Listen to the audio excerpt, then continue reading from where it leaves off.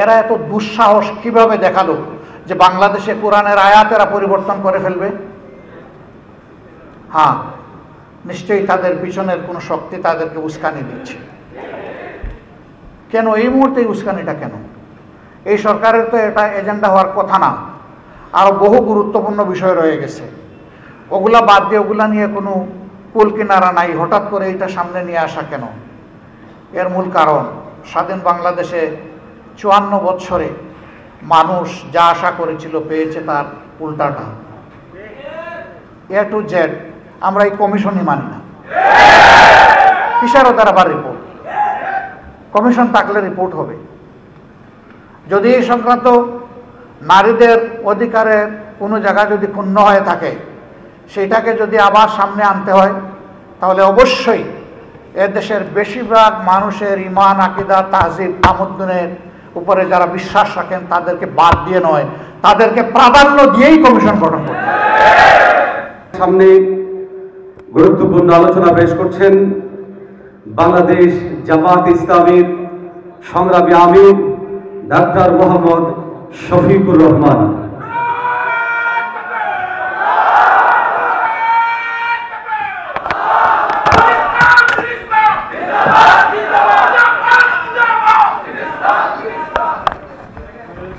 আসসালামু আলাইকুম ওয়া রাহমাতুল্লাহ। আলহামদুলিল্লাহি রাব্বিল আলামিন ওয়াসসালাতু ওয়াসসালামু আলা রাসূলিহিল কারীম ওয়া আলা আলিহি ওয়া সাহবিহি ওয়া আহলি বাইতি আজমাইন, আম্মা বা'দ। জাতীয় উলামা মাশায়েখ আইম্মা পরিষদ কর্তৃক আয়োজিত আজকের এই অতি গুরুত্বপূর্ণ সেমিনারের সম্মানিত সভাপতি, আইম্মা পরিষদের সম্মানিত সভাপতি, মঞ্চে বসা সকল দ্বীনি, রাজনৈতিক, সামাজিক সংগঠনের সম্মানিত গুরুত্বপূর্ণ ব্যক্তি এবং নেতৃবর্গ, আজকের এই আয়োজনে উপস্থিত কোরআন পাগল সম্মানিত ভাইয়েরা, মিডিয়ার বন্ধুগণ, মূল থেকে আলোচনা না শুনলেও শেষের দিকে এসে যেটুকু উপলব্ধি করেছি তাতে মনে হয়েছে আজকে এখানে যা আলোচনা হওয়া দরকার ছিল তার সবটুকুই এসে গিয়েছে। কাজে আমি বিস্তারিত কোনো কিছুতে যাব না, দুই একটা বিষয়ে দৃষ্টি আকর্ষণ করে ইনশাআল্লাহ আমার বক্তব্য আমি শেষ করব। প্রথম কথা হলো, গঠিত ওই কমিশন এই জাতির চিন্তা, চেতনা, তাহজিব, তামাদ্দুন এবং বিশেষভাবে আল্লাহ তাআলার আইনের বিরুদ্ধে অবস্থান নেওয়ার কারণে তারা প্রত্যাখ্যাত বলে আমরা ঘোষণা করছি। এদের রিপোর্ট বাতিল করার কোনো ব্যাপার নাই, এদেরকেই আগে প্রত্যাখ্যান করতে হবে। এরা প্রত্যাখ্যাত হলে এদের রিপোর্টও শেষ।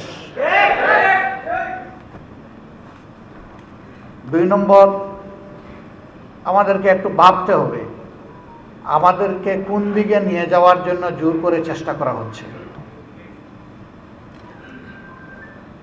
আমাদের শিশুকালে আমরা দেখেছি আমাদের শিক্ষাদান শুরু হতো মক্তবের পাঠ দিয়ে।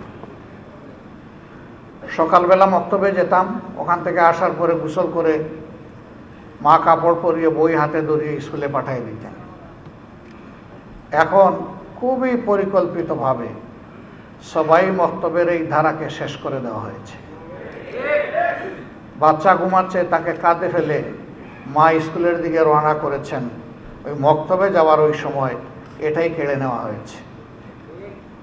ইকরা বিস্মি রাব্বিকাল্লাযী খালাক দিয়ে যে শিক্ষা মুসলমানের বাচ্চা শুরু হওয়ার কথা, সেটা অন্য কিছু দিয়ে স্কুলে গিয়ে শুরু হচ্ছে, এই জায়গাটা শেষ করে দেওয়া হয়েছে। সেই প্রজন্মেরই কিছু লোক হয়তো আজকে তারা গোটা নারী সমাজের প্রতিনিধিত্বের কথা বলে সমাজকে বিভ্রান্ত করছেন। তারা কারা? কোরআনের সংস্কারের দাবি নিয়ে আমাদের সামনে এসেছেন। আমাদের কোনো অধিকার আছে তাদেরকে এই অধিকার দেওয়ার? আমরা কে? এই কোরআন আল্লাহ তাআলা নাজিল করেছেন এবং এটার হেফাজতের দায়িত্ব আল্লাহ স্বয়ং নিজে কবুল করেছেন। কিয়ামত পর্যন্ত কেউ এখানে কোনো পরিবর্তন আনতে পারবে না। এরা এত দুঃসাহস কিভাবে দেখালো যে বাংলাদেশে কোরআনের আয়াত এরা পরিবর্তন করে ফেলবে? হ্যাঁ, নিশ্চয়ই তাদের পিছনের কোনো শক্তি তাদেরকে উস্কানি দিচ্ছে। কেন এই মুহূর্তে উস্কানিটা কেন? এই সরকারের তো এটা এজেন্ডা হওয়ার কথা না, আরও বহু গুরুত্বপূর্ণ বিষয় রয়ে গেছে। ওগুলা বাদ দিয়ে ওগুলা নিয়ে কোনো কুল কিনারা নাই, হঠাৎ করে এটা সামনে নিয়ে আসা কেন? এর মূল কারণ স্বাধীন বাংলাদেশে 54 বৎসরে মানুষ যা আশা করেছিল পেয়েছে তার উল্টাটা। এই সমাজকে বিভিন্নভাবে কুড়ে কুড়ে ধ্বংস করা হয়েছে। এখন এদেশের দিনদার ইমানদার যে শক্তিটা জেগে উঠেছে তাকে নিয়ে মানুষ নতুনভাবে স্বপ্ন দেখা শুরু করেছে। এই জায়গায় ইসলামী শক্তির মুখোমুখি আরেকটা শক্তিকে দাঁড় করিয়ে দেওয়া হচ্ছে, জনগণের দৃষ্টিকে ভিন্ন দিকে প্রবাহিত করার জন্য, নিয়ে যাওয়ার জন্য। অতীতের সকল চক্রান্ত এদেশের মুসলমানরা ঐক্যবদ্ধভাবে প্রতিহত করেছেন। ইনশাআল্লাহ এই চক্রান্ত টিকবে না, এটাও ভেসে যাবে ইনশাআল্লাহ। এরা শুধু আল্লাহ তাআলার কোরআন বিরোধী প্রস্তাবনা নিয়ে আসে নাই, এরা নিজেরা স্ববিরোধীও বটে। একদিকে তাদের ভাষায় তারা নারী পুরুষের সমান অধিকার চায়, আবার তারা বলতেছে সব জায়গায় এত% কোটা নির্ধারণ করতে হবে। তো এটা তো স্ববিরোধী হয়ে গেল না? অধিকার যদি সমান হয় কোটার প্রশ্ন আসবে কেন? যার যার যোগ্যতা প্রমাণ করে নিজ জায়গায় চলে যাও, তাইলে তো কোটার দরকার নাই। কোটা দেওয়া হয় পিছিয়ে পড়া বংশকে তাদেরকে সুযোগ দেওয়ার জন্যে। নারীরা এই দেশে পিছিয়ে পড়ে নাই, নারীরা আমাদের মা, আমাদের বোন, আমাদের কন্যা, আমাদের ইজ্জত এবং সম্মানের প্রতীক। এরা তার সব কিছু তছনছ করে দিতে চায়, পরিবারে পরিবারে এরা দাঙ্গা লাগাতে চায়। এখানে প্রস্তাবনায় ম্যারিটাল রেপ বলে একটা কথা এসেছে। রেপ তো রেপই, রেপ তো দুইটা অসৎ পুরুষ আর নারী যখন একত্রিত হয় বিবাহ বহির্ভূত পন্থায়, সেটার নাম রেপ হবে। বিবাহিত জীবনে রেপের প্রশ্ন আসলো কেন? এর মাধ্যমে স্বামী স্ত্রীতে ঝগড়া লাগিয়ে আমাদের আদালতগুলোতে এই মামলা দিয়ে পরিপূর্ণ করে দেওয়া এদের উদ্দেশ্য। এরা সমাজের বিপর্যয়ের জন্য এই প্রস্তাবনাগুলো এনেছে। এই জন্য আবারও বলি, A to Z আমরা এই কমিশনই মানি না। কিসের ওদের আবার রিপোর্ট? কমিশন থাকলে রিপোর্ট হবে।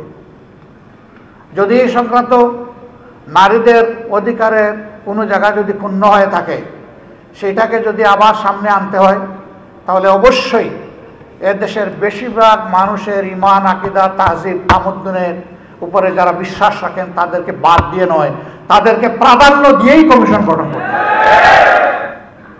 এই কমিশনে দুঃখজনকভাবে সেই রকম একজন নারীকেও রাখা হয়নি। এখানেই তো এটা পক্ষপাত দুষ্ট। আমরা এটা মানব না, আমাদের সাফ কথা, এটা মানব না আমরা।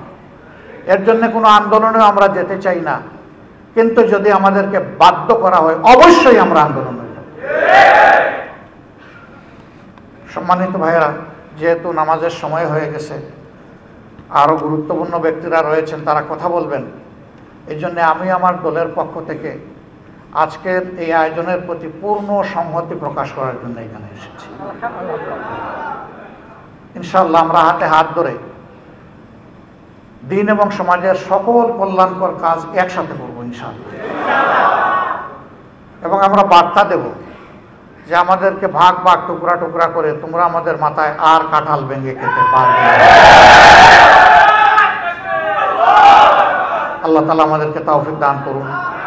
আমাকে এখানে দাওয়াত দিয়ে দুটি কথা বলার সুযোগ তৈরি করে দেওয়ার জন্যে আমি আবারও আয়োজক সংস্থার প্রতি আমার গভীর কৃতজ্ঞতা জ্ঞাপন করছি এবং রাব্বুল আলামিনের দরবারে তৌফিক চাচ্ছি সকল ষড়যন্ত্রের বিরুদ্ধে আমরা বুক টান করে, বুককে শক্ত করে, মহান রবের উপর ভরসা করে আমরা যেন সব ষড়যন্ত্র মোকাবেলা করতে পারি। আল্লাহ যেন তৌফিক দান করেন ইনশাআল্লাহ।